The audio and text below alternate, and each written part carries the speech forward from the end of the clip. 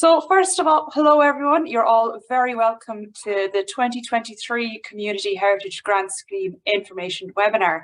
I can't believe it's been a year already and we're finally coming into the end of January. I think we're about mere inches away from being able to upgrade the status of the stretch in the evenings officially to grant. So we just have to hold in for that. For those of you that don't know me, my name is Valerie Kelly and I am the Community and Public Engagement Officer here at the Heritage Council. And today, along with my colleague Amanda Ryan, who is our Grants Manager, we'll be talking you through the Community Heritage Grant Scheme for 2023. So a little bit of housekeeping first of all to get us all settled in. So as I'm sure you've all realised by now, you are all muted. That is because there are quite a lot of us. There's nearly 300 of us here today. If we had microphones on, there'd be a lot of feedback and it'd be quite difficult to hear anyone. So we're going to have to keep everyone muted for that reason. We do have a chat box. If you scroll along the bottom of your screen, you should see the chat option. Be sure to pop a little hello in there. Let us know where you're tuning in from. If you want to tell us a little bit about your project or your organisation and get to know some people in your wider heritage community as well. And then if you have any questions throughout the presentation, there's a Q&A box, which should be over the other side. And that is for, as I say, any questions that you have, keep them to the Q&A box because they'll just get lost in the chat. So just to let you know what the layout for today is going to be. So Amanda is going to give a presentation on the 2023 Community Heritage Grant Scheme. She's going to talk you through the application process, what's eligible, what isn't, and some tips on how you can make sure that your application is the absolute best that it can be. Once she's finished that, then I'll come back onto the screen as well, and we'll go through the Q&A. I'll field the questions to Amanda. So don't worry about if you're waiting a while for your question. We will get through them all. We'll do our absolute best. And if there is anything that you want clarification on, be sure to contact us. You'll have my contact details from the registration for this webinar, and we'll have them all available at the end of the presentation as well. And they're all available on our website too. And as I said, this session is being recorded, so don't worry if there's something that you miss or if you want to go back over something. It should all be up online as soon as possible. So without further ado, I'm going to hand over to my colleague Amanda, and she's going to talk you through the grant scheme. Hello, everybody, and thank you for that, Valerie. You're very welcome this morning. As Valerie said, we have a huge crowd here today, so we'll try and get through it as quickly as possible. I have a short presentation, but really we are eager to hear from you with your questions so that we can answer them as best we can. So I'll start with the presentation now. So is that working, Valerie? Good. I'll just put it on now. So yeah, Community Heritage Grant Scheme 2023. So first of all, the basics. So who can apply? We've got a number of questions over the past week or so about this. I think our wording might have caused a bit of confusion. So it's basically any not-for-profit organisation or community voluntary group, and that can be tidy towns, it can be the local parish council, select vestries, local interest groups, local societies. As long as you are a not-for-profit entity, any public bodies, private individuals, schools are not eligible to apply. Applications have to be made through our online grant system, and the link is on our website. The deadline, 5 p.m, very strict deadline. The system does shut down on the 20th of February. And we can't accept any applications or supporting information after that deadline, so make sure you have everything in on time. Applicants will be notified in writing in mid-April after our council board meeting. What will happen is a generic type email will go out to advise that the results are in your individual online portal. So if you are funded, you have until the 9th of October to complete your project. So this is a fairly tight timeline in terms of getting a project done. So when you are planning a project, be mindful of that and be realistic. Don't be overly ambitious, because you'll have to get the work done in that time. So make sure that you think of that when proposing your project, because I should say if it's overly ambitious, it mightn't be funded at all. So be realistic. If you are funded, we will be hosting further webinars once you are offered your grant. You just go through the terms and conditions, and then another one before you claim your funding. So just some basic advice: read the scheme guidelines. Cannot emphasize that enough. That is so important. And if you have any questions after it, please feel free to contact us by email or phone call, and we'll be happy to help. But definitely read the scheme guidelines. Allow enough time to complete your application. This system is live and it will time out if you are on it if you're on it for, we'll say, 30 minutes and there's no activity, it will time out. So as you input information, I would urge you to save, because a phone call could come in or you could get distracted, and then the work that you have done will be lost. On the last day, traffic will be very heavy in terms of uploading. So if you have supporting documentation ready, do upload it as you go along. You can go in, start an application, save, come out, go back in again, edit. But once you submit, then there's no way of editing. So take your time and upload as you go along. I would say look at the 5 criteria and make sure that you're answering your questions, or you demonstrate the work that you are doing based on those 5 criteria, because that's how your application will be scored. It is a very competitive process, and we expect it to be even more competitive this year because we have undertaken quite an extensive advertising campaign, and it's on national radio, national media, newspapers, things like that. So it will be competitive. Make sure that you do demonstrate that 20% contribution to your project. That doesn't have to be a cash contribution. That can be by valuing your voluntary time for project promotion, organising a Heritage Week event, assisting, if it's, for instance, graveyard recording, the group and local community will be involved in that, so you can value that based on kind of the minimum hourly rate. And if it, for instance, I know this question came up last year, if, for instance, you have a local member that's an archaeologist, for instance, and they're given freely of their time, that can be valued at the relevant rate that archaeologists would command. So also the assessors, be aware that the assessors will be scoring your application on the information provided. Don't make any assumptions. Don't assume, oh, the Heritage Council knows us. We have different assessors every year, and they mightn't be familiar with the work you have done over the years. So almost treat this application like a first application. Include additional information. Additional information is required from all applicants for all projects. So keep the template application a summary, and then upload additional information to support that. The uploads should be in JPEG or format only, and 10 megabytes per document.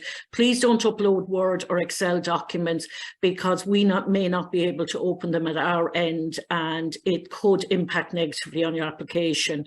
So make sure they're in either PDF or JPEG format, and don't put any symbols. Our system is quite old, and unfortunately fathers and things like that do prevent uploading. So just keep it text only. And when you upload documents, you will get a notice saying that they're being checked for viruses. So don't panic, that's normal. And you can go ahead and work away on your application. Indeed, you can even submit it. So don't let that slow you down. Just upload your documents, let the virus checks run away in the background. It won't prevent you from submitting. Now, just briefly, we've had a few queries over the last few days about supervision of projects and conservation advice. So we do expect that for all applications. I know some of you have said that there's members of your group that would have experience, but we do, in terms of especially building projects or works to stabilise a monument, you must have the proper supervision and advisor in place. And this should be accounted for in your budget. So grant funding can pay for that. So it's really important that this is addressed in your application. And if we come across an application and the work seem really good, great community group, but there's no clear supervisor or heritage advisor in place, that it could be potentially knocked out. So make sure you do have somebody in place for that.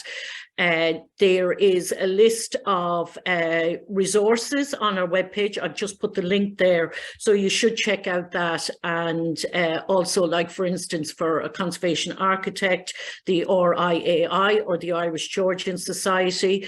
Equally for collections care, you should look at the Conservator Restorers of Ireland, or the Records and Archives Association of Ireland. So supporting information, as I said, all applicants must include supporting information. There are a few that are, I think it's 5 that are really basic to all, and that's copies of quotations for the elements that you're looking for grant funding. So if that's to get a heritage trail done, like a digital heritage trail, well, then we need a copy of a quotation from a suitable ICT provider. Current and clear photographs for everything. If you're applying for, we'll say, a museum case for a collection, give us some photographs of the collection that are going into the case. Photographs, really all applications should have photographs. Assessors love photographs, and photographs can tell a completely different story and add so much to an application. So please bear that in mind. I know for building projects, they like to see photographs the assessors like to see photographs in one document and captions, so they can it tells the story of what needs to be done. But even if you're not able to do that, do put up captioned photographs. Sorry, when I say captioned photographs, when you're saving the file names, make sure, we'll say if it's for an exterior of a church, that the file name says exterior. Just basic file naming like that. Especially for sites and buildings, we do need evidence of appropriate approvals. And we'll say if your local group wanting to do repairs to a church, well, then we need a letter of consent from the church owners. For sites and buildings also, a map. A letter or evidence, we say evidence, but it's really a letter from whoever will be providing the good heritage advice or indeed supervising the project. And again, as I said, this can be included as a cost in your project or in your project budget. Letters of support are really, really, really enhance your application. So I would say contact your local heritage officer. We always look for that. If there's other local groups in your area or organisations, do please upload a copy of a letter of support. Now, they're standard to most applications. Well, I would actually say quotations, photographs and letters of support and the evidence of good heritage advice are standard to all applications. And then for sites and buildings, you have the map and evidence of approvals. Now, on the guidance booklet, there is specific headings, and you should look at that because that'll also itemize if there's additional project-specific information. For instance, if you want to buy equipment, you have to, along with your quotations and photographs of your collection, you'll also need to provide a rationale for why you need this equipment, why it's important. The same for buildings, you'll need a specification. If it's for repairs to the building, you'll need a specification detailing the works to be undertaken. So do check out pages 3 to 8 to see where your project falls under and see if there's additional supporting information that's required there. When we are looking at applications, it is a filtering process. So they're all screened first, and in screening, if essential information isn't there, it's a no, and they don't go any further. They're not seen by professional officers to assess their merits. They're a no. So at least make sure that if you get all the supporting information in, at least it'll move it on to the next stage. Once it's looked at by the professional officers, it's shortlisted then and goes on to an external panel. Now, I would say, I'll come to it towards the end, but I would say one of the deciding factors in shortlisting when we have like-for-like projects competing against each other is the communications. So I just did a screenshot of the budget because I know some people, we've had budget tables for I think 10, 12 years, and we changed them. We haven't really changed them in the past couple of years, but I think I can't remember how many times we've changed it because we never seem to get it right because we always get confused responses. So it's definitely on us. We haven't quite got it yet, but I did a screenshot and just a dummy application just to show you. So up here is where the project costs are. This is where all your third-party costs go for the project. So you list them down here, and then you must demonstrate your 20%, and it goes down in this section. So as you see, for instance, the third-party costs here come to 11,700. So I'm seeking, I'm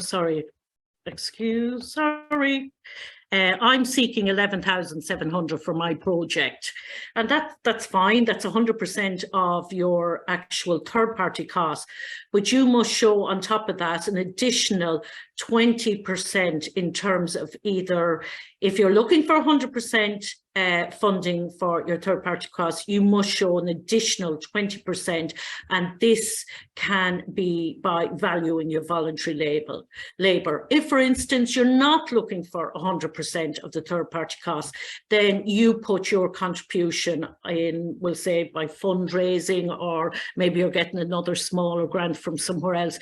You put that down under your contribution and other sources to funding too. So eligible costs, examples, it's really any third-party supplier costs and professional fees for supervision and advice.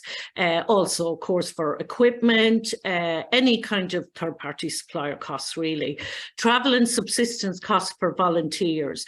We don't cover the cost of labour for volunteers, but if there's out-of-pocket expenses, we'll say you have to drive to a local site back and forth every day, or for kind of reasonable subsistence costs, if you have volunteers doing graveyard recording for a week, well then the cost of lunch, but reasonable subsistence costs. That's yes, and then just coming on now, as I touched on the communications. This is really important. The Heritage Council is very keen to promote active engagement and raise public appreciation in heritage. So your application must demonstrate this. Other grant schemes are just about the project output. So you apply to have a building repair, conservation works repaired. the output of that is the most important, and that's that the building has conserved. Ours are a little bit different in that we want added value, and the outcome of this is through good communications and engaging. So that the main audiences would be, we really want to see a newer range of people, a more diverse range of people involved in your project. Obviously, the people within your interest group are going to engage anyway. And also, if you have any results or findings, for example, species, that the results go to the NBDC. All applicants must commit to hosting an event for National Heritage Week or National Biodiversity Week, and this must be included in your application. There's great advice and tips on the heritageweek.ie website, so do check that out. And as I was saying, in shortlisting, this is where the like for like comes in. And if a project, two projects are similar and one has a really strong communications plan that they're going to do this through the life of the project, they're going to have a really engaging Heritage Week event, they are planning different, we'll say, online exercises, all to do with the project. Well, that application will go forward before the other one that has a weaker communications element. So do spend a bit of time planning that. I would say, I know a lot of conservation advisors or consultants fill in complete applications for applicants.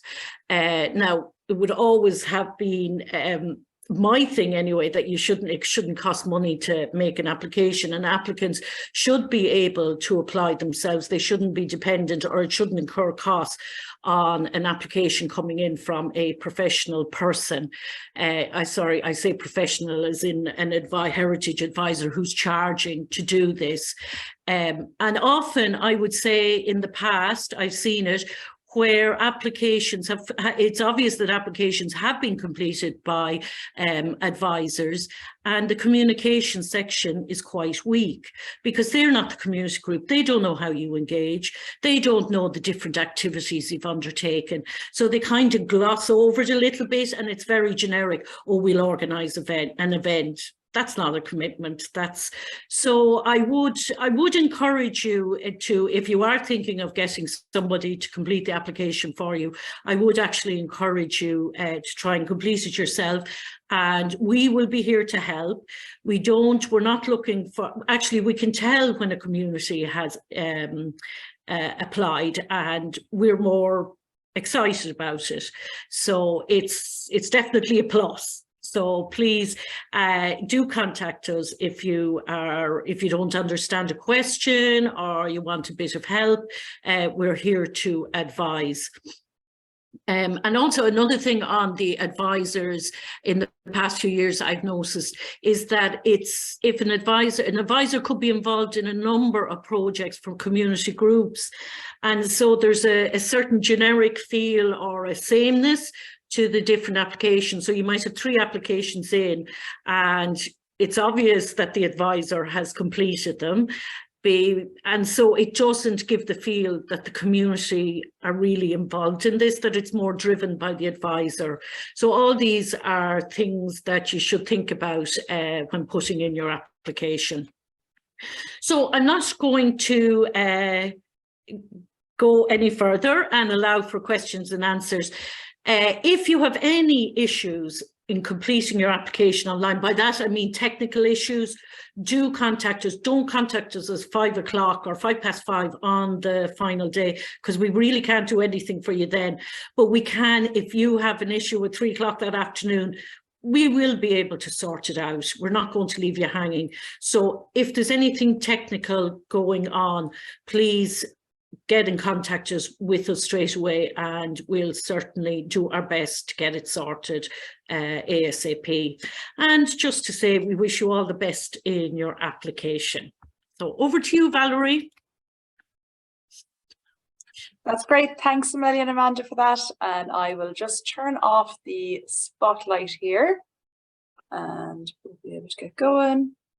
Great. So we've got quite a few questions coming through there, and I would say to people, do keep them coming through as well, because it'll just help us to help you basically as much as possible. So one moment here now. Okay, so scroll back up to the top of them. Question here about the difference between the capacity fund and the community heritage fund, or not so much the difference, but if somebody has applied to the capacity fund, when will they know whether or not they were successful? And should they just go ahead and put in their application for the community heritage fund? That is a difficult one, and it's more to do with our timetabling. Unfortunately, as our resources are stretched, it's hard to kind of timetable this so that it's more beneficial to applicants. But we are increasing resources within the grants department, so hopefully that's something we might be able to address next year.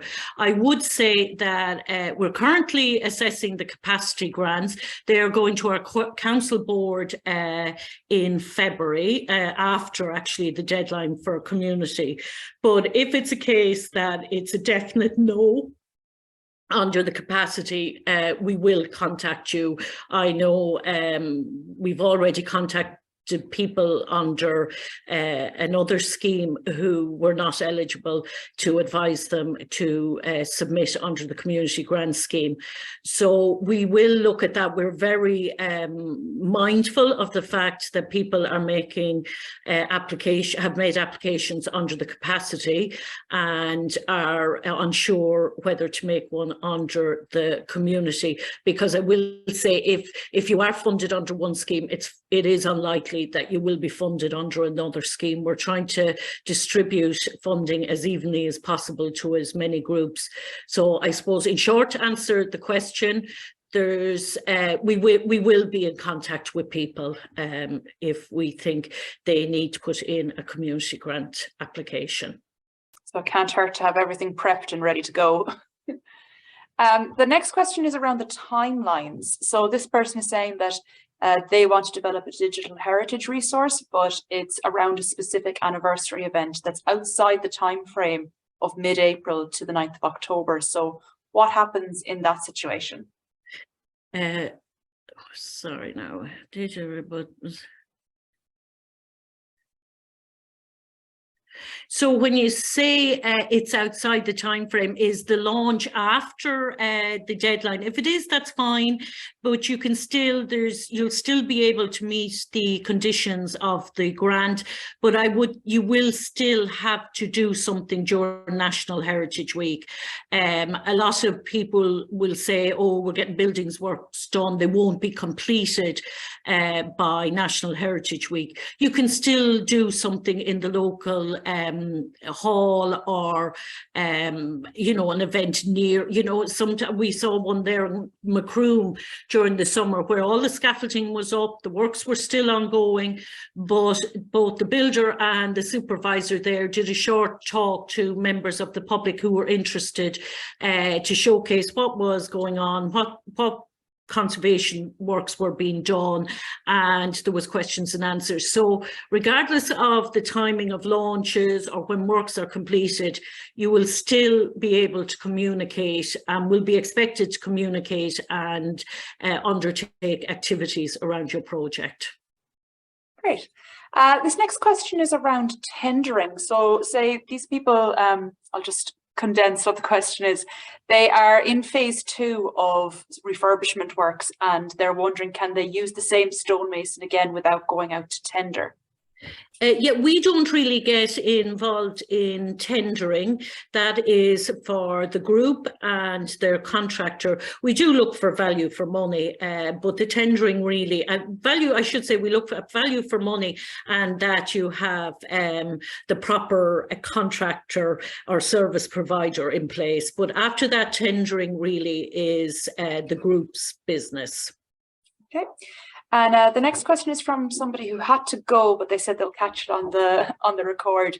So just wondering if there's going to be a similar funding scheme available for individuals and private businesses working with heritage crafts in Ireland. They're looking to set up a heritage craft school. We don't, and we've no plans at the moment, but I would advise that person to contact the Heritage in Schools program manager. Maybe it's something that when they are set up and established, they could become a member of that panel, but we don't, those kind of set up costs, businesses, no, we don't provide funding. It is more to do with Leader, I'd imagine. In terms of letters of support, can organisations use their letters of support from 2022 if they were unsuccessful, or do they have to go and get fresh ones again for this year?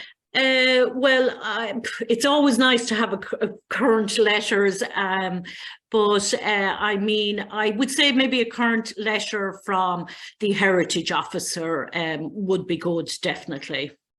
Okay.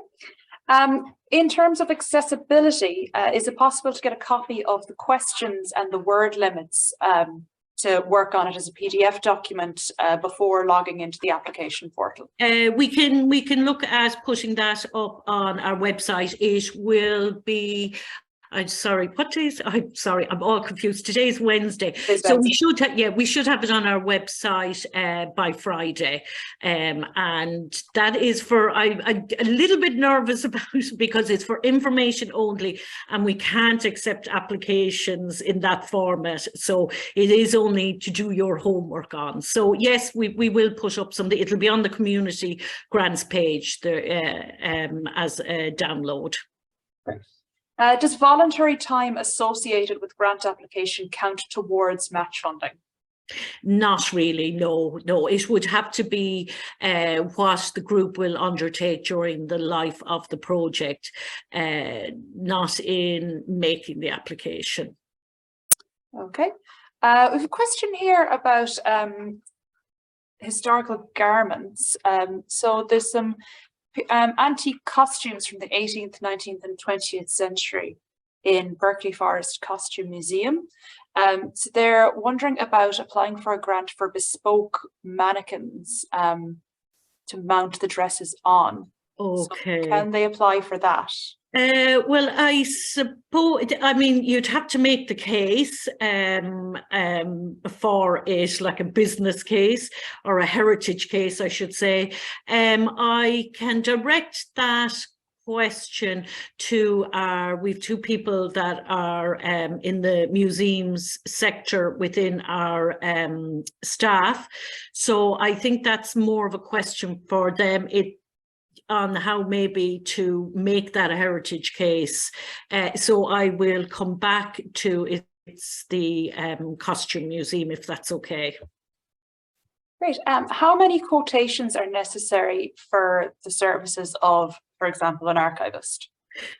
We'd be happy with one. You'd be surprised about the people that don't put in quotations. So yeah, one, as long as it's from a credible or a properly accredited person, one application or one quotation. As I said, we look for expertise and value for money. This next person is looking to restore a railway carriage, and they're wondering, is it a project supervisor or a heritage practitioner that's required for the application? It would be a project supervisor. Yeah, no, you want somebody that will be providing advice, and some for, I know for railway carriages and things like that, that could be maybe linking with, we don't really have any museums, I think here now, I could be wrong, but I've seen on applications like that in the past where they link with museums in the UK for advice, but definitely some kind of heritage practitioner would be good. It's really essential for all our applications.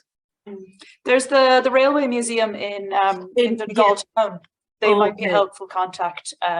And the person asking that, if you need to be put in touch with anyone, just shoot me an email. Yeah, actually, I think we had an earlier inquiry about that, and I did look up some resources, because we have funded restoration of carriages and engines and things in the past. So Dara, if you wouldn't mind shooting off an email to Grants at Heritage Council, we'll sort that out for you. Great. Back to the letters of support. Do they need to be from people that are independent of the organisation, or can they be from someone that they work with? Well, we do this need to be from people that are independent of the organisation we work with. I'm not really clear what the question is, but if, for instance, you work with various groups, a letter from one of those groups or another organisation you work closely with, letters from heritage officers are always hugely beneficial and are almost a standard expectation. So I hope that answers that question. This is one that I think might affect quite a few people. If a project is already started, can they still apply for funding? If there's an element of it that you're applying for that hasn't started, so it could be part of a bigger project, we'll say, I keep giving examples of buildings, and that's not all that we fund. But if, for instance, you are doing repairs to the building and you've already started the roof, but the windows need to be done, you can apply to us for repairs to the windows. But other than that, if you've started the repairs to the roof and you're looking for additional funding for the repairs to the roof, then no, you can't apply. That's not eligible. Is it possible to apply for more than one project per organisation? And how likely is it for an organisation to get 2 successful grant applications? Terry, it's quite unlikely that we would give two applications from the same organisation funding. We would prioritise one over the other. So if you can put both together in one application, all the better. But or else prioritise what can be achieved within the time frame. It's going to be Sophie's choice for some people. Yes. Choose your favourite project. This person is wondering about a list of potential supervisors for projects, but I suppose the information that would be good for everyone here on that would be, where can they find information, like lists of who's in their area, who'd contact, resources that way? For buildings, there is a list of where to go for conservation supervisors. That's on the resource page of our website, and it's how to source or where to source a conservation consultant. So that on a previous slide, I actually gave the link to the resource page. So you will find it there, and it lists out the different bodies that you can search. And most of them have, like for instance, the Irish Georgian Society or IAI actually have it by county basis. So you can search for somebody through their databases. Great. Signage. So would signage in a new biodiversity park qualify? So just like an educational signage system describing all the flora and fauna? Unless we're not looking at information boards, unless they address people with disabilities. So it would have to be kind of at a suitable height for wheelchair users, maybe interactive, maybe with sound. So not the standard traditional sign. No, we're not. So you would have to make the case that you are including accessibility functionality. Great. This person is saying, just wondering if the event we host for Heritage Week has to be linked to the project, or can they be 2 completely unrelated things organised by the same organisation? We would like that the event is linked to the actual project, but that's something that can be negotiated if you are offered funding. If it is a case that your organisation is running a number of events, well then, you know, I think we could come to a compromise. But if you're just running the one event and it's part of a wider thing and it's completely unrelated to the project, then we would be insisting that you do offer something in relation to the project. Great. This next person just wants to know, what date is National Biodiversity Week? I'm actually not sure. I'm Googling it right now. Yeah, it's in May. That's all I know, a week in May. Yeah. It's often quite late before it's announced. Yeah, we don't have a definite date yet, but I'd say the best way to stay on top of that is to keep an eye on our social media channels, because there'll be press releases and it'll all be announced on there at the time. It's usually, sorry, Valerie, to interrupt you. It's usually around the 20th of May, I think, around that week. So, but as Valerie said, keep an eye out on our social medias. Okay. Does the site need to be on land owned by the community group, or can it be privately owned lands? We would prefer that it's publicly owned, not necessarily by the community group. It could be obviously by the local authority. You would have to get a letter of permission. If it's privately owned lands, that raises questions about access and how the public will benefit from it. So while we have funded a few, not very many, few projects where a community applied for repairs or elements that were on privately owned lands, a strong case had to be made, like the owner gave a commitment to allow it as a public or a true way and things like that. So it's not something that we would generally fund because there is issues about, you know, the benefit of it to the public and how the public will engage with it. And I suppose the pitfall there is a private owner is perfectly within their rights to withdraw permission at any time. So that creates a difficulty for us there. Is it necessary to have a variety of quotes, or is it okay to go with particular professionals that the group has chosen? No, you don't need to. Some groups work with the same professional and have done so for years. So no, as long as it's value for money and the expertise is there. Great. This is a question about a project that's going to span multiple years, maybe 2 or 3. So each year will have its own objectives and deliverables within a given timeline, and each year will require specific funding. So is it acceptable to apply for something that is going to be a multi-phase project? Jerry, it sounds like a great idea and something we'd like to see. We do encourage, especially if it's a bigger project, again, I go back to realistic goals, if it is a phased approach. So absolutely you can apply for an element that you hope to achieve this year. Great. This next question is about museum collections. So this person is looking to set up a new museum for vintage tooling and machines, sort of along the lines of the National Print Museum.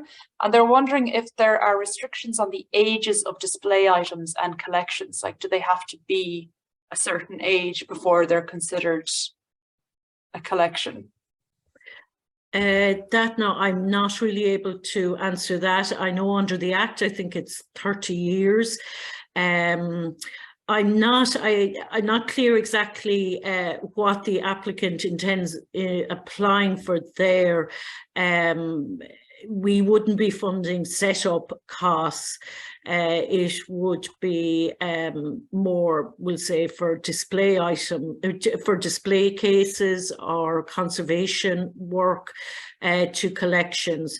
I can find out, Sam, if you don't mind sending an email to grants@heritagecouncil.ie, we'll certainly try to give you a more informed response about the age of items and maybe delve a bit better in what you're proposing to do. But just so that we're clear, our grants are really project specific, start to finish.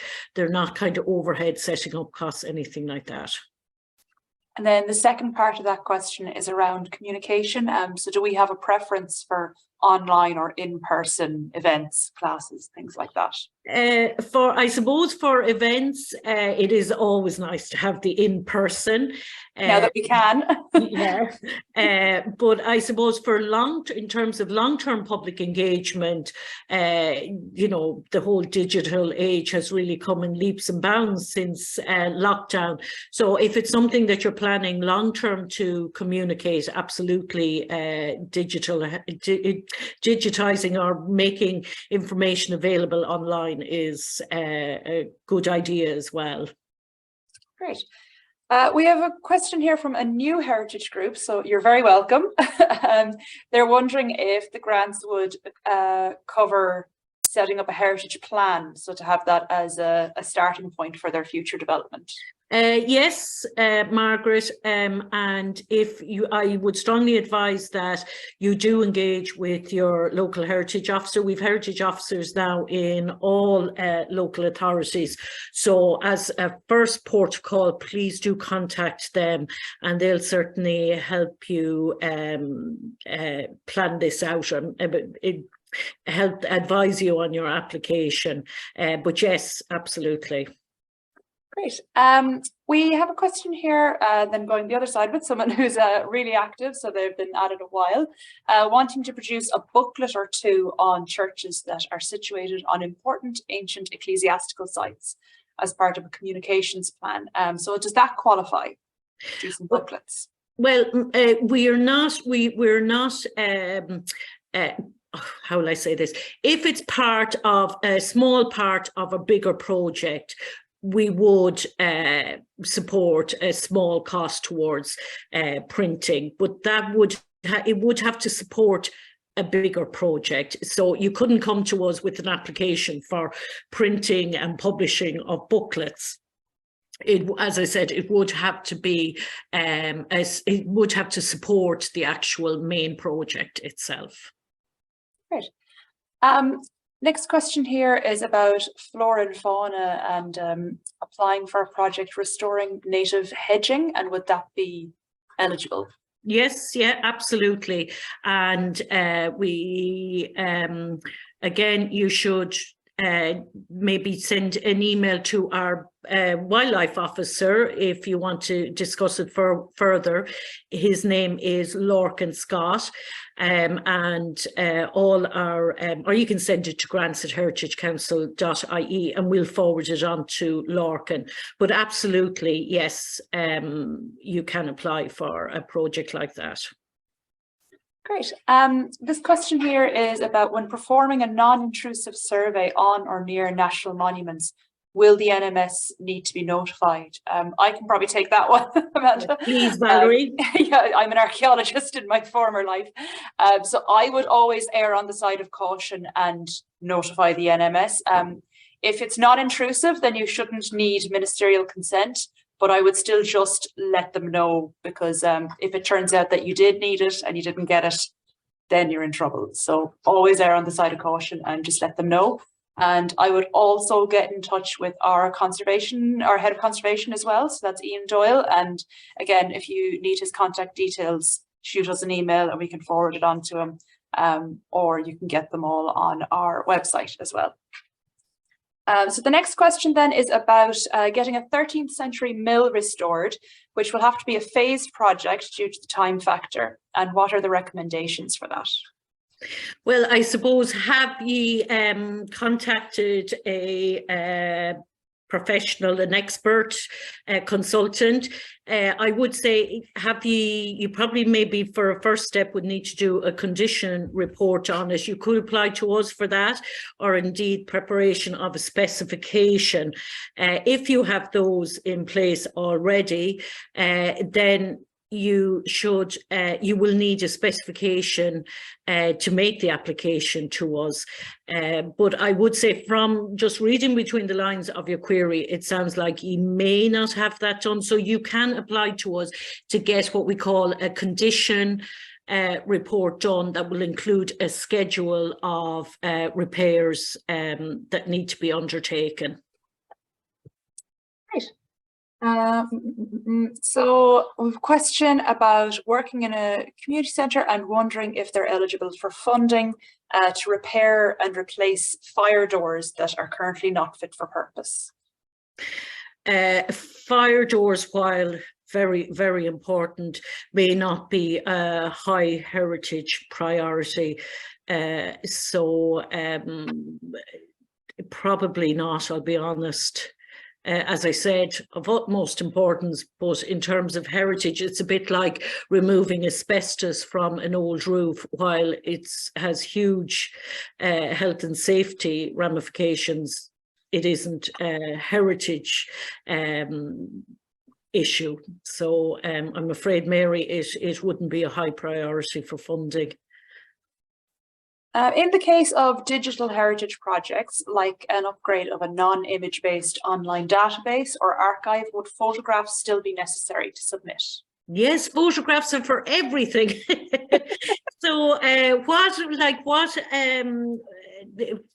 there must be something you're basing your digital heritage resource on. Is it on your local area? Is it on, I don't know, an oral history project? Or yes, photographs, please, photographs for all.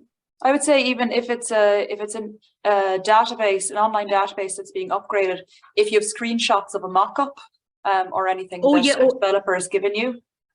Sorry, I missed it, because there is specific information that is required for digital heritage. So along with that, photographs, I suppose. Sorry, I misread that a little bit, but still, I still say a photograph, even if it's, you know what a great photograph is of community groups. Or we had application last year, and it was to restore something locally, and they had uploaded a photograph of the community group posing by a heritage site, and they were all looking so engaged and happy. So yeah, if you can, a photograph is always, it speaks 1,000 words. But for the digital heritage, make sure that you have the other project specific information that's listed. Great. The next question is, when is National Heritage Week? I do have an answer for this one. It's the 12th to the 20th of August. So it's always kind of around that time. But yeah, 12th to the 20th. And again, keep an eye on our social media channels. There'll be all the press releases and launches to do with that as well. Next question, specialist work. So wattling around a crannog, lovely. The only contractor I'm saying that the only contractor that is available can't provide a quote until March. So how best to go about this? Should they just try and get an estimate? I would. You'll need something for the basis, even if it's an email conversation with that person, or even if I would even go so far as to say, if he verbally has a kind of an idea of how much it, and that you put in a note. Don't just ignore it. Acknowledge if you aren't able to get a quote from someone. Acknowledge that you're not able to get the quote. Give an estimate. Say what this estimate is based on. So at least the assessors can say, okay, they know they have to have a quotation, and they're giving us an idea of what that's based on. But by simply ignoring that, you have to submit a piece of document, and if even through your best efforts you're unable to secure it, and that goes for any piece of information that's required, it will definitely benefit your application greater than not having it. Do acknowledge why it's not there, and what's the basis of your estimate. Great. Another question around the project time frame. So with it ending on the 9th of October, if the project is planned to be an annual initiative, would it be just the launch of the project that could be applied for within the time frame? I'm not just if project is planned to be an annual, would it be?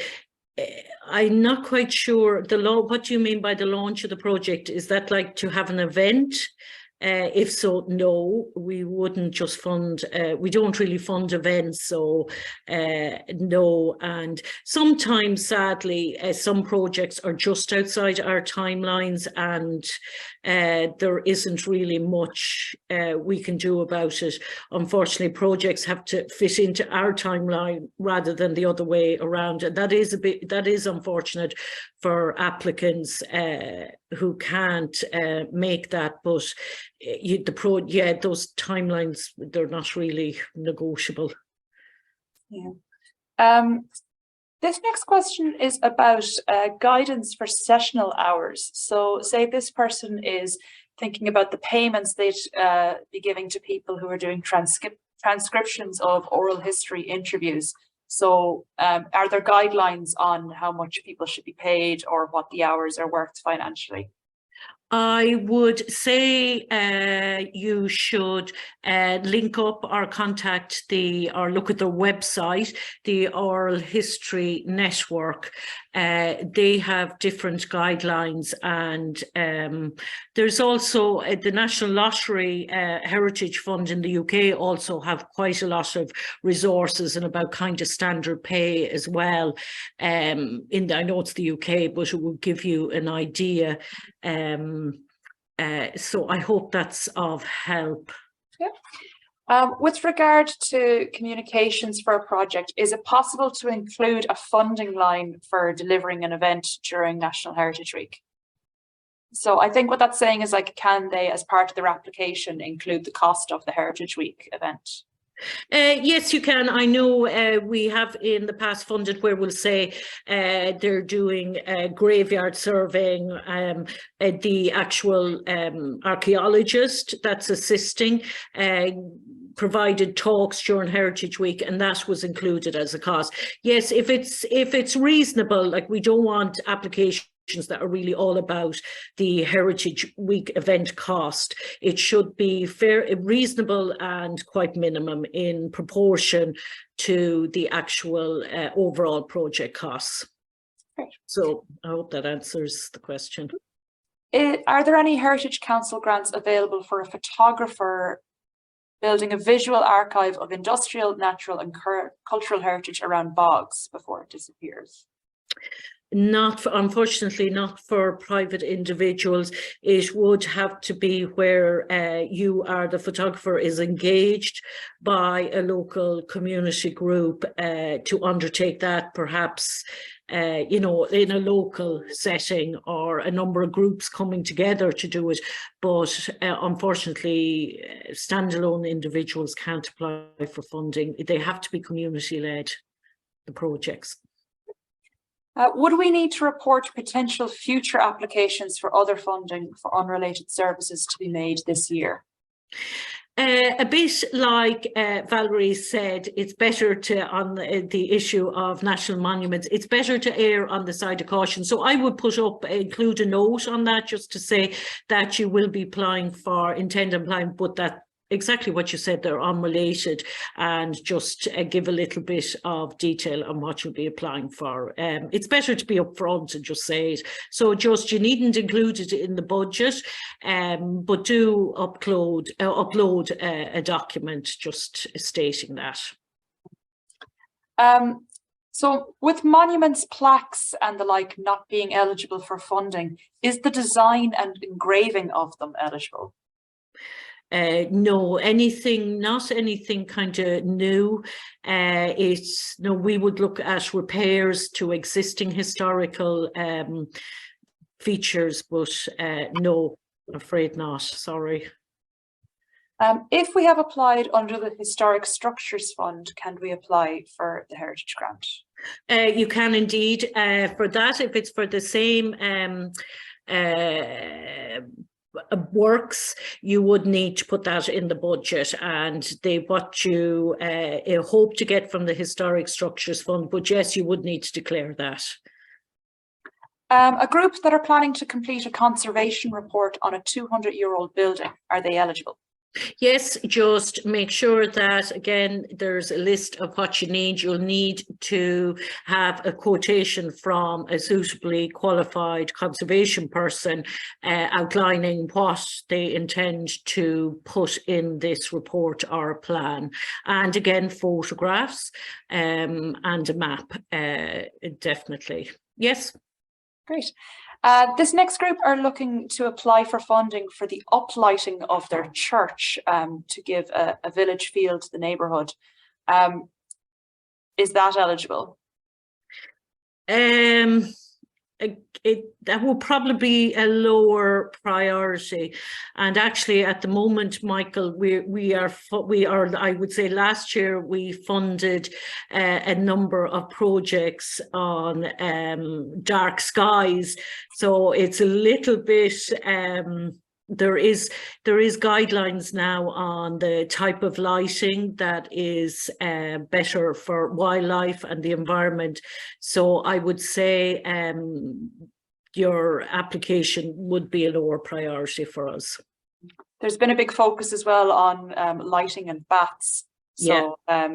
The heritage officers are all very up to date on all of that. So I'd say talk to your heritage officer. They should be able to give you some guidance on that as well.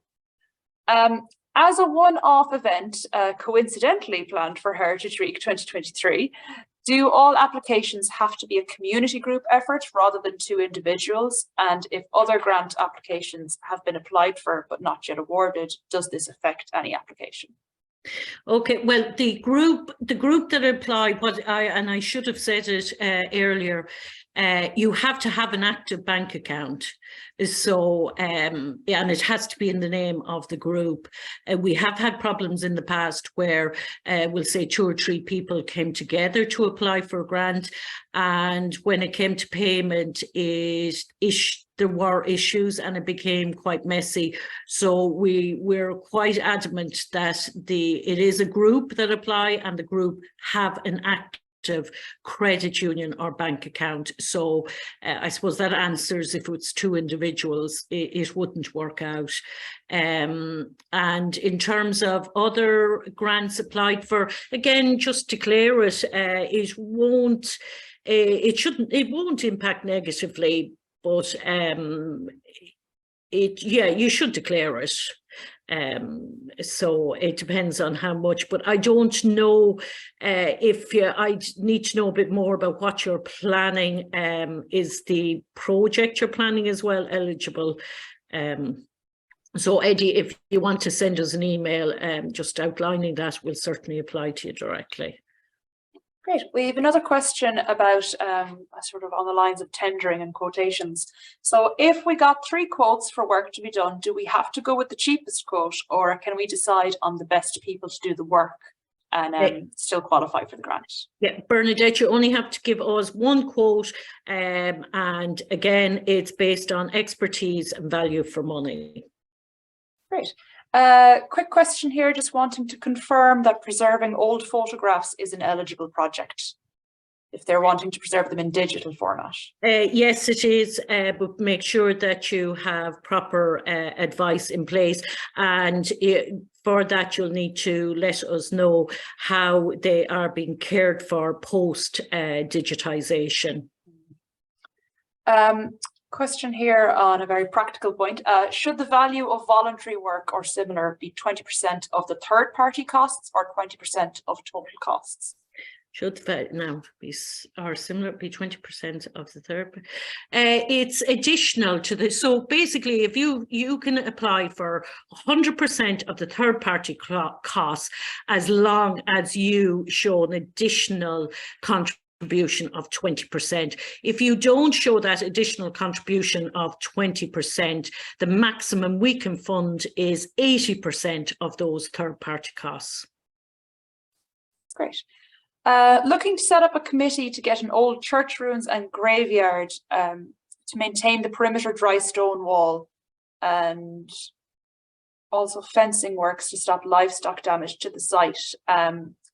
Would they be eligible to apply to us, or should they be looking more towards Leader and that sort of area? If it's, well, we have funded repairs to walls. but I maintain we have funded projects that look at repair to dry stone walls. Fencing, I'm not so sure about. It may be a lower priority. You'd really have to make the case that heritage is in danger by the livestock, a strong case for that. But yeah, we would look at the repairs to the dry stone walls. Does the grant cover access, such as a pathway to an old ice house? And thank you for a super presentation. Oh, thank you, Marie. Give her the money. Well, the access, if it addresses people with disabilities, we would look at that, yes. And we funded a number of projects to public buildings in the last couple of years that did address that, where it opened up access, particularly to people with disabilities. Great. But you would, I should say, any alterations like that, you still would need to have a conservation supervisor in place. Okay. How many applications can any one organisation make? Really realistic one. Simple question, simple answer. Have multi-purpose community centres been successful in applying for this grant as part of restoring their building? Well, if it's a historical building, you can apply. Yes, if it's community led and a community or publicly owned, you can apply. Yes. I had a similar question via email this morning as well. Somebody wondering if it would be eligible to apply to fix a leaking roof in the office of their community museum. Oh, so is that internal? It probably would be a lower priority. Really, funding for buildings is more about securing the outside and making it watertight. So within might necessarily, that could be just a plumbing issue or so. No, it's usually the exterior that we prioritize in terms of buildings to make them structurally safe and sound. Yeah. Okay. Must all work on buildings be supervised by a qualified conservation architect, or can it be supervised by the county heritage officer? I would say that would depend on your heritage officer. Yeah, some of them are from that sort of background. And it's if they are, absolutely, if they're willing. I know in Limerick, the county the county archaeologist is very active with community groups, and she has agreed to supervise projects, and indeed then will write or confirm that works, provide a short report at the end. So if you would you need to have that in writing from the county heritage or conservation officer saying that yes, they will supervise and provide a short report, confirm works at the end, then by all means, yes. Great. Another question similar to one we had earlier about how to find a heritage consultant or an expert for a specific matter. So this person is wondering about refurbishing bells in a parish church tower. Bells, normally conservation, I'm just trying to think of previous applications where we were looking at bells. It would be the conservation architect that's involved in the project that would act as the supervisor. Yeah, and again, your local heritage officer will know who's in your area specifically. So this next question, we're hoping to replace the thatch on our heritage cottage. It's in a bad state of repair at the moment. Will that work? Breach, if you're a community group, if you're a private individual, unfortunately, we don't have grants for private individuals. But if this is an application coming from a community group and it's community owned, we would look at it, but unfortunately not if it's privately owned. Okay, and this next question, similar to ones we've had before about procurement rules. Do they need 3 quotes under 25,000, 5 for over 25,000? We're kind of away from all of that, aren't we? That's the group's business. Yeah. Yeah, Yeah, you one come to value us for with- money quote from a suitably suitable person. Great. My organisation has conducted National Heritage Week events for the past several years.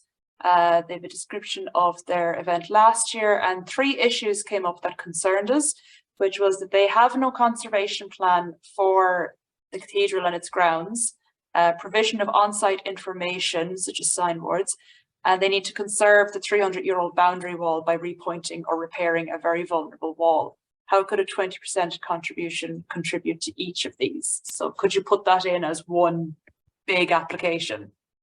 Executive provision for, well, we wouldn't be funding the site information boards, so that could be part of, if you're planning that, then that could be part of a 20% contribution.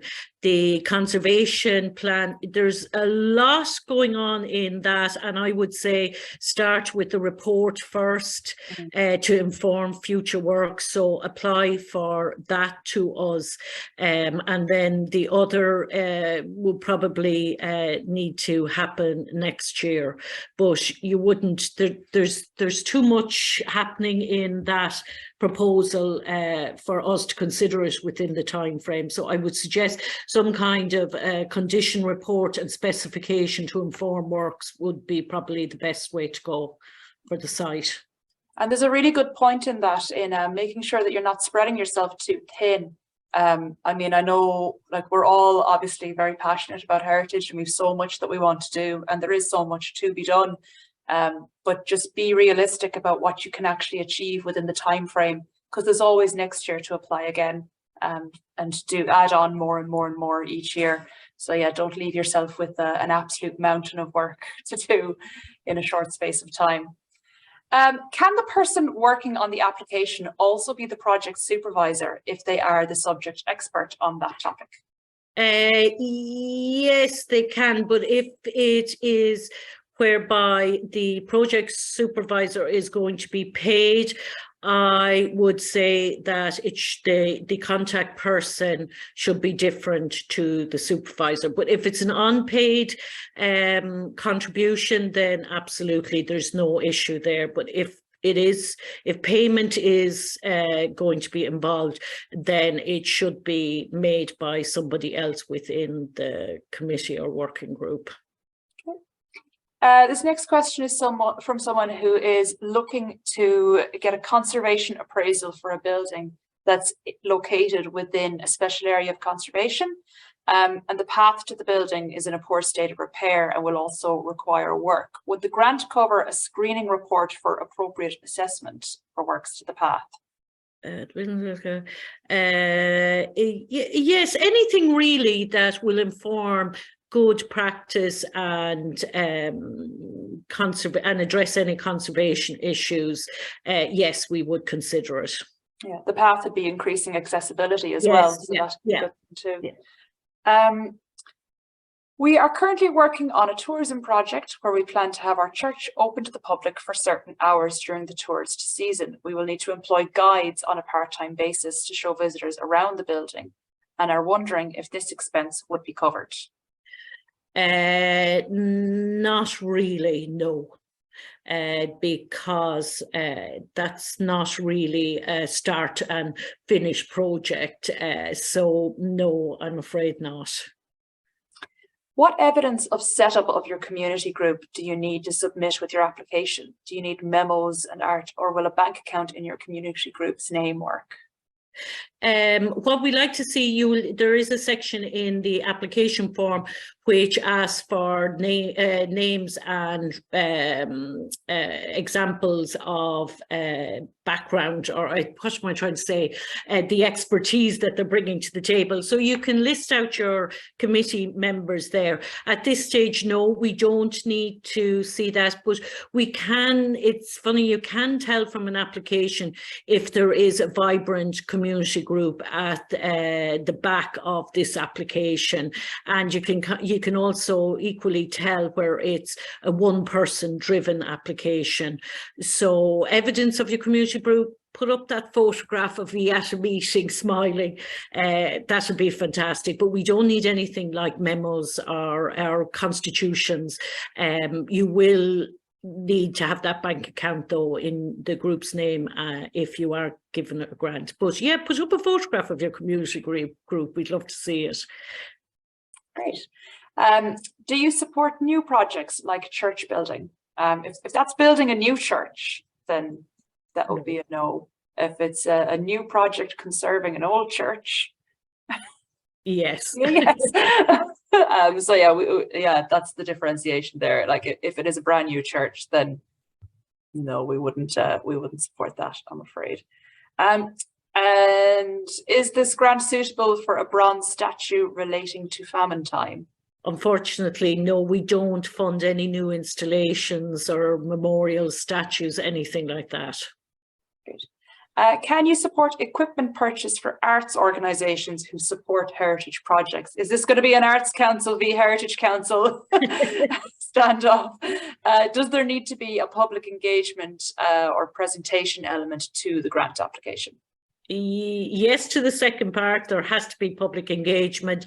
It's not so much that you're an arts organisation, but it's what kind of equipment and how it's going to be used, how the community is going to be shared with other groups. So there's a number of factors there, and absolutely, yeah, there has to be, if it is equipment, especially to a group, we like to see that there's some kind of sharing plan in place, and you need to demonstrate how it will make heritage, the purchase of this equipment will make heritage more accessible. Great. Sorry, now, where was I?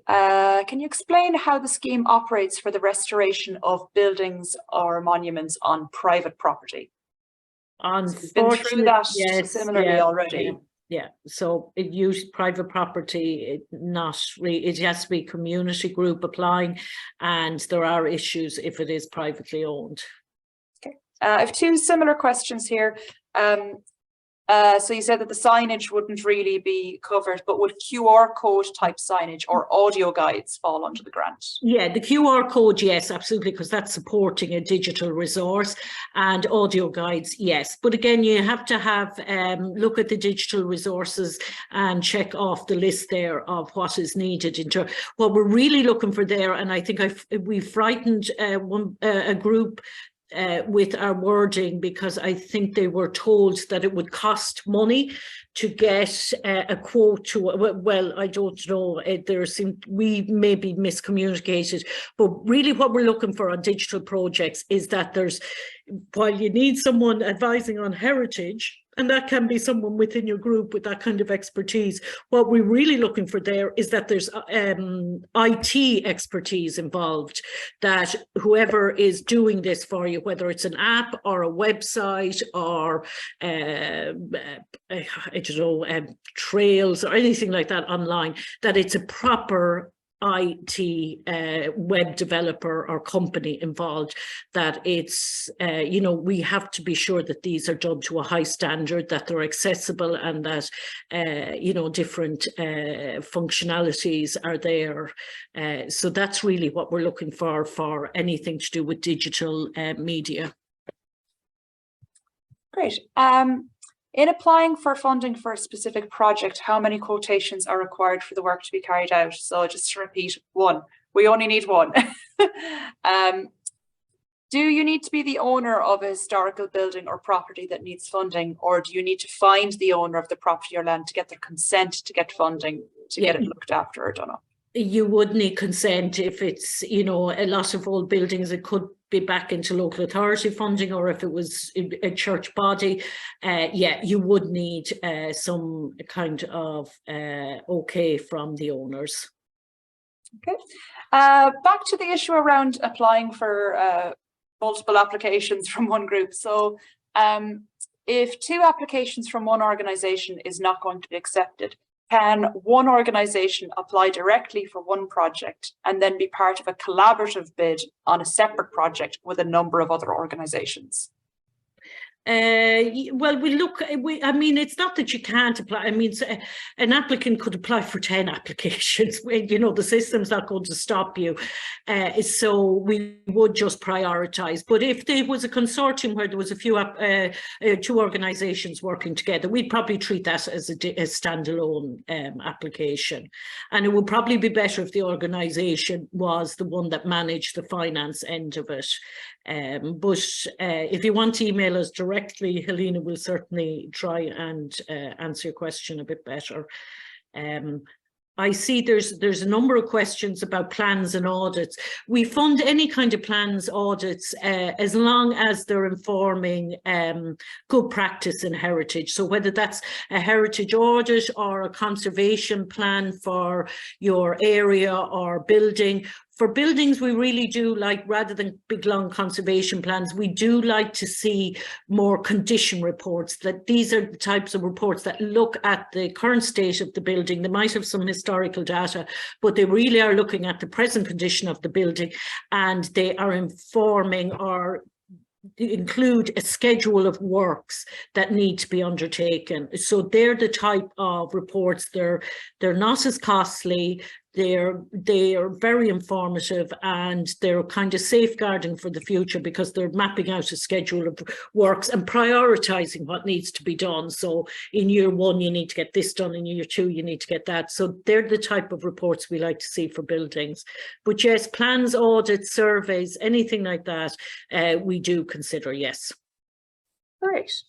Let's just see here. There's a number of questions there about paths to sites. So again, accessibility, path to a sweat house. We had questions about paths to an ice house. So that's a yes on those ones as well. Would the recording and delivery of historical information on heritage sites be included, such as producing an app that would allow people to get information as they're passing through an area? Yes, again, that's digital heritage. So make sure you have proper, as well as heritage advice, that you have the proper IT expertise in place to provide that digital resource. If a group need to hire somebody to help them to fill out the form, can that be costed as part of the application? Not really, no. And as I said, we prefer that groups actually complete the application themselves. And we will, like, if you want to email us, we'll certainly help you as best we can and guide you through it. What lets applications down is not having the supporting information uploaded. But you know, there's, as I said, in the past, actually, groups that had applications filled out by advisors, they didn't give the same passion that a community group would give to it. So, and I've seen many applications not being funded where community groups have actually paid someone to do it. So I would err on the side of caution there. What is the difference between a site in state ownership and in state guardianship? I suppose ownership is the difference. It's who actually owns it. Do you have any further on that, Valerie? I'm sorry. Not really. Yeah, it all comes down to who actually owns it and what the terms of the guardianship are. So yeah, you'd have to. We'd need more details really on that. If you shoot me an email, Sue, and let me know what the site is, and if you have like a reference number or something that I can look it up on Heritage Maps or something. Then I might be able to help you a little bit better privately with that one. I suppose, it would largely depend on the site in question. Are there criteria for the type of group who can apply for funding? Do they have to be registered somewhere, or can any group of individuals come together for a project? Ideally, we would like a properly constituted group, but this isn't always the case. But we wouldn't really. A group of individuals coming together for the project is not ideal because we've had issues in the past with payment and bank accounts and things like that. So we really would be looking at some kind of established group, and at the least they would have a bank account or credit union account in their name. Okay. Sorry, now I'll just jump down to the next one. Are cross-border projects eligible? Well, yes, we will look at cross-border. And now I've seen the past where we were only able to fund kind of the elements that were down south. But actually, I just saw this morning where a new fund has been announced specifically for that. It is the New Shared Island Civic Society Fund, and it has been announced by the Taoiseach actually yesterday. Well, today. So if you want to send us an email, we'll certainly send you more information on that.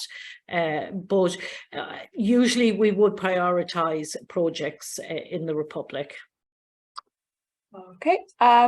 If we undertake a restoration on a site on public ground, is there a transfer of insurance liability to our organisation for that site? Sorry, could you repeat that, Valerie? I got distracted by a question there. Sorry. If we undertake a restoration on a site on public ground, is there a transfer of insurance liability to our organisation for that site?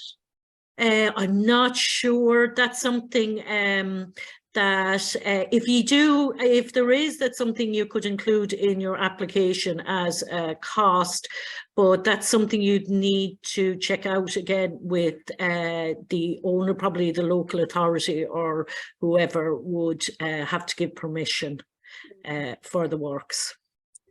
What typical cemetery projects have received grants in the past, such as repairs to headstones and walls? And also, what is the total funding available to all groups? Thank you for the presentation. The total funding is 1.5 million and the maximum amount you can ask for is 25,000.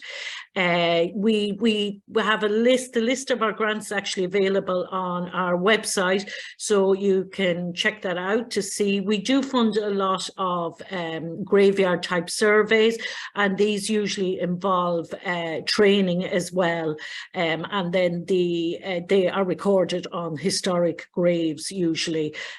So they're usually the type of community grants we fund in that respect. Okay. We are a new heritage group in Offaly. Welcome. Would the grant cover the recast of a rare statue the group wants to place back into a local religious well? It was very important in the local community years ago. Again, that would probably be a lower priority, Mary.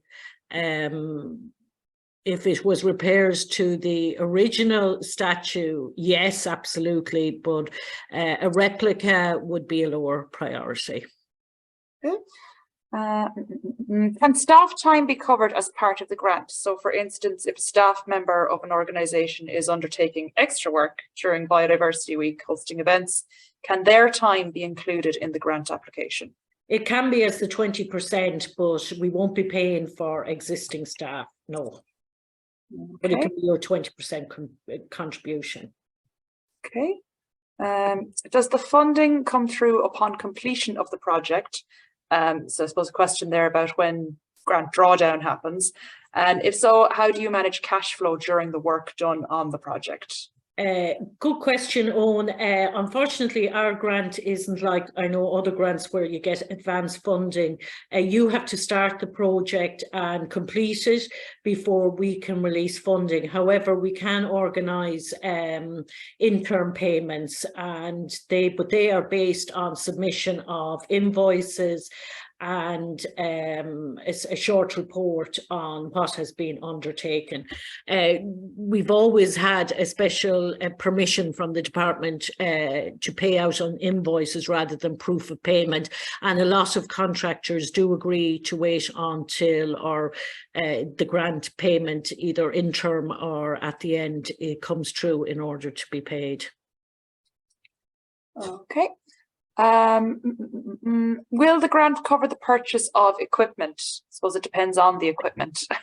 Yeah, specialised equipment. Is it possible to apply for a grant for someone to scan and summarise articles of a historical journal and prepare them to upload online? Yes, again, as long as there's advisor and proper expertise in place. Okay. What is the theme for National Heritage Week 2023? Off the top of my head, I'm not sure. I don't think it's been announced yet. But again, I would say keep an eye on our social media channels for that. The themes come from Europe, so it's not us that decide them. But I think it's something along the lines of sustainability again, because it was sustainable heritage last year. So I think it's along those similar kind of lines again.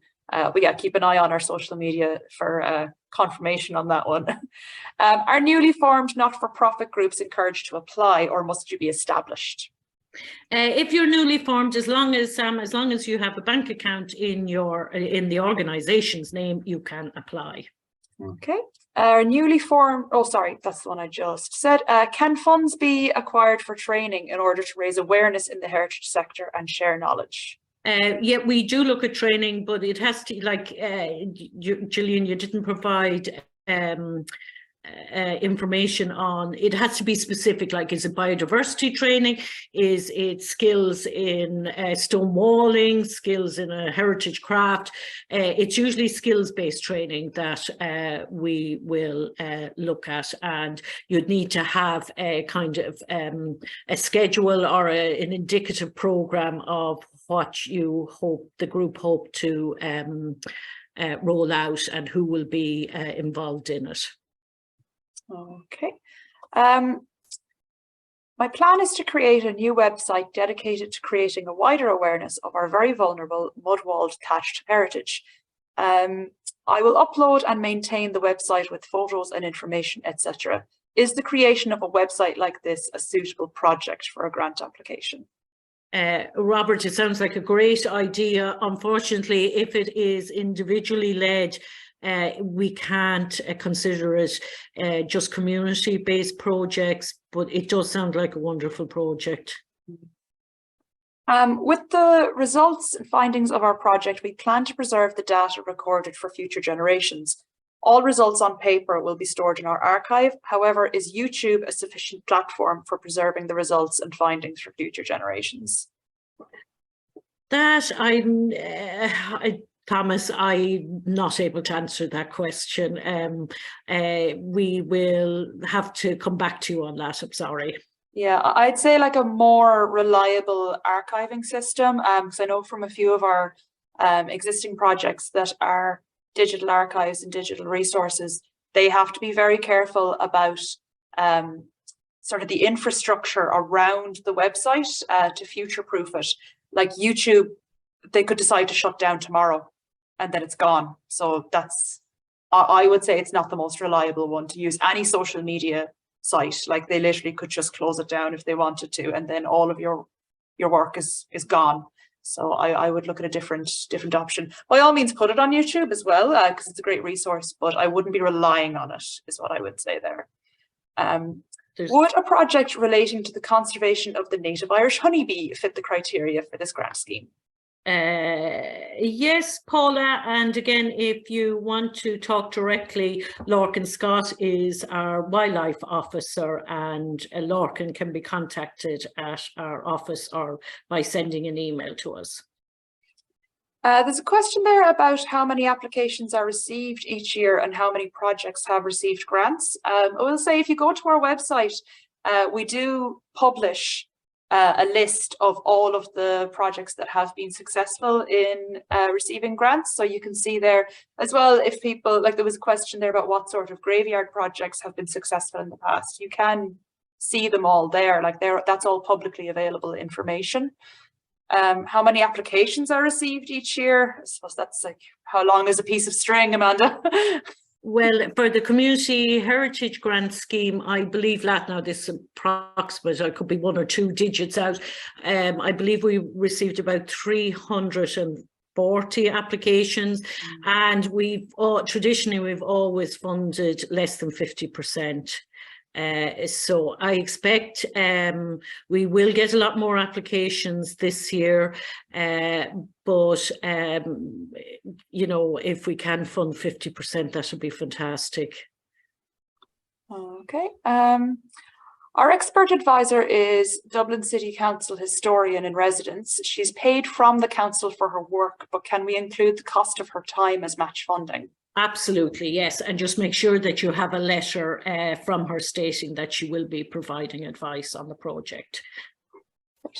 Would the grant cover signs and a map in our village showing all the monuments? No, we're not looking at signage again, unless it is accessible to people with disabilities and addresses the whole functionality of that. Okay. Would the conservation... Sorry, I'm not sure what that question is, Jimmy. But if it's conservation of a native animal, then again, talk to Lorcan Scott is the best way to go about that one, but it should be.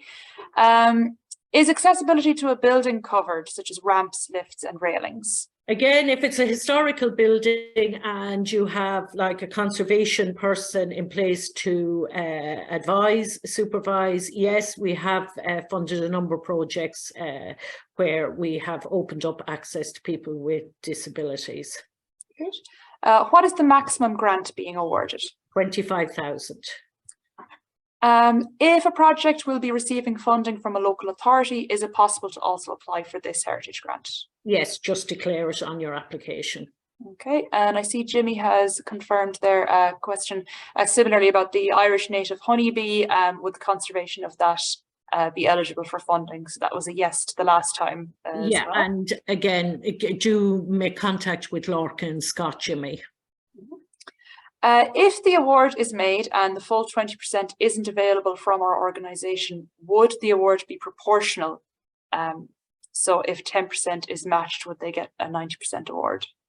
That's usually kind of how we try to do it. So if you don't it'll be based on what your application shows. If you've only shown a 10% contribution, then the maximum that we can offer towards the third-party costs is 90%. Okay. Would an ongoing digital heritage project, so an app that covers the whole country, be eligible? It's the first of 3 planned. It seems like a massive project. I assume you'll be breaking it into chunks, but if it's an organisation that's applying, yeah, absolutely. But it would have to be very realistic in time frame. Okay. An annual meet and greet programme where volunteers meet with visiting diaspora. Their role is to be a local point of contact for people of Irish ancestry looking to discover more about their place of origin. Is this something that is covered by the grants? Volunteers meet. I'm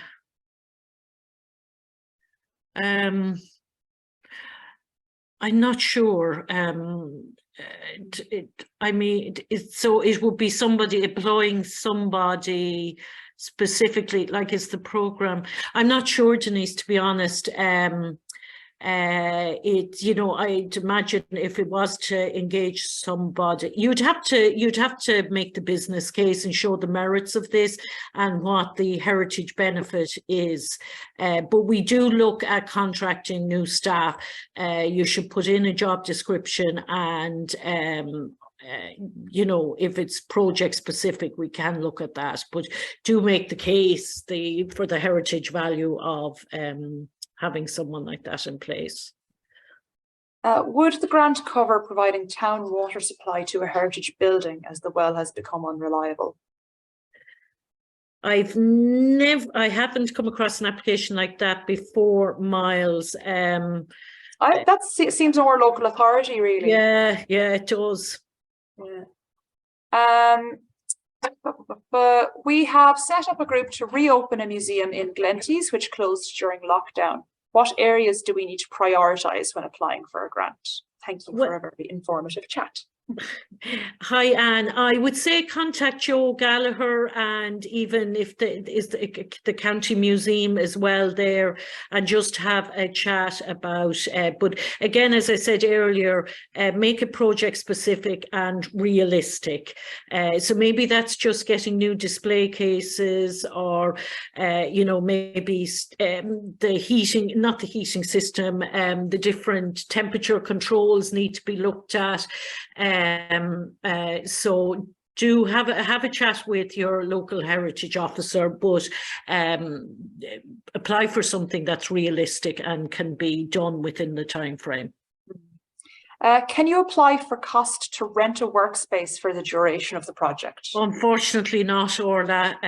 No, that will be considered overhead, so no, I'm afraid not. If only one application per organisation, does this restrict the organisation doing different projects?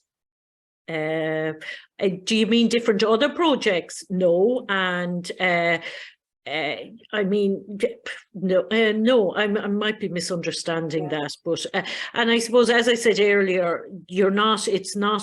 We're not saying that you're not allowed, but in reality, one project will be prioritised. But you can undertake other projects, absolutely. Okay. We hope to celebrate the centenary of our school in early 2024. The school is now in poor condition as it is closed for many years. Is it possible to avail of grants for repairs and for the purchase of old school desks? Is that true? For the repairs, yes, but not for the old school desks. Also, for a building that has been closed like that for a number of years, you need to have a plan for what it's going to be used for. You know, there's no point in repairing it and it sits empty. So there would have to be a long-term plan that it will be back up in active use. Great.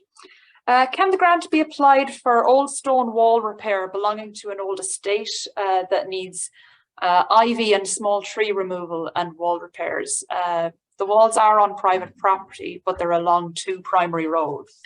Conor, yes, I think we supported something similar to that last year. I would say you would have to have absolutely the permission of the owner place and again, proper supervision advice for the project. Can the project be applied to the repair of a museum floor? We have had to close off sections of the museum due to damage to the floor. It will probably be a lower priority, but again, it's, you know, it's not prohibited. Just you'd have to make the case for why it's important. Do you fund survey reports to understand the national landscape for preservation of a specific subject within heritage organisations, for example, women's sport? We do fund survey reports, yeah. Okay. Now, I know we've used a lot of built heritage examples when we've been talking today, but this question asks, if an application doesn't have a built heritage aspect to it, but instead is focused solely on natural heritage, in this case, a breeding bird colony, will it be given the same weight under this grant scheme as an application relating to built heritage? Oh, absolutely. It's not so much on the topic, it's more on the how will I say this, they're given equal weight, and you know, the application usually the strong indicator for an application is the communication section. If that is strong and they have there is good heritage advice, there's good practice in place, then, you know, it's in fact, actually, I think on the breakdown of grants last year, most of our grants, not most of them, but a huge chunk of our grants went to the field of natural heritage. So yes, sorry, again, as Valerie said, to focus on the built natural heritage, yes, is equally important. And I know there is a project in Galway City in Lough Thalia. There's the common terns. There's we funded like little floating things for them to nest on because they were absolutely decimated by mink. Yeah, the rafts, and they're lovely. Like, 'cause I live in Galway, so whenever I'm passing in on the train, to see them all out on their little rafts, I'm like, oh, we did that. Well, we funded that. So yeah, absolutely. Are successful / approved grants paid pre or post work? So it's more of a cash flow issue for groups. Yeah, well, I think we answered that earlier, just that we can organise interim payments, but it is after works are the evidence of works are achieved.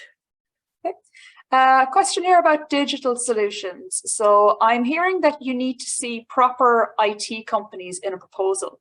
However, the reality these days is that core IT platform technologies are available that enable a good content writer develop a digital app and enables the focus of the work to be on good content.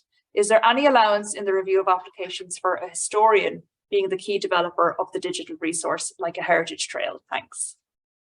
Well, if you can show that you've had experience in the past in doing this and give us examples of what you've done, and that applies to any application, that if you can show where you have had expertise or samples of previous work, yes.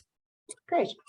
Should the project fit neatly into one of the 6 categories outlined in the application guidance document? Or can it incorporate elements of various categories and still be successful? Yes, it can, but keep it realistic and so that it can be achieved within the time frame. Yeah, again, don't be spreading yourselves too thin. Would digitising records, maps, repair to railings around graves and repair headstones in the one graveyard be considered in one grant? Those are 2 quite different things, like there's digitising records and yes, the repairs. Nuala, you could try, but you'd have to show that you would be able to achieve it. It might be the case that one element is prioritized within the application, but yes, you're welcome to put it in as one application, but make sure that you have documentation to back up both and that you have set out a realistic time frame to get it achieved.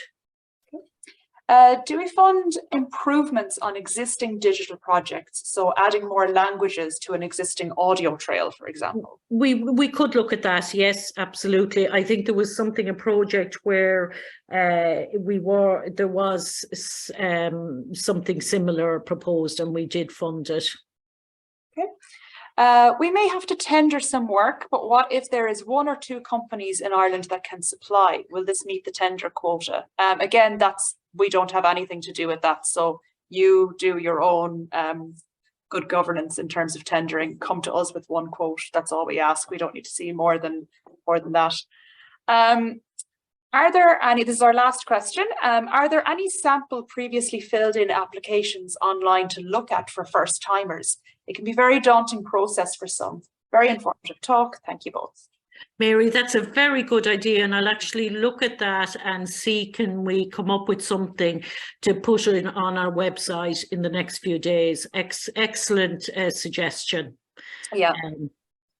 Brilliant. Right, so that is all the questions. We have gotten through them all. As I said earlier, if there is anything that we didn't cover or that comes to you later, be sure to send us an email. You can either just reply to the confirmation email that you had for this, and that'll come directly to me. And if I can't answer it, I'll forward it on to whoever I think will, most likely Amanda. So yeah, thank you all so much for being part of this. Best of luck in your applications. Thank you so much, Amanda, for all of the information that you've given us today. And be sure to keep an eye out for the recording of this, which will be going online as soon as possible. If you're having any trouble finding the link within the next day or 2, just email me and I'll send it on to you. Thank you all so much and enjoy the rest of your day and best of luck in your applications. Thanks to everyone. Bye. Bye. Bye-bye.